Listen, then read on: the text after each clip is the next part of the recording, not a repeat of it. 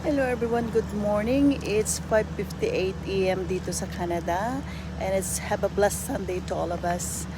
Now I'm heading to work again. It's still dark, but thank you Lord for waking me up and give me another day of my life. Paggising natin sa umaga is a blessing. So this is my first blessing when I get up this morning kasi pag open ko ng mata ko, oh thank you Lord, I'm awake.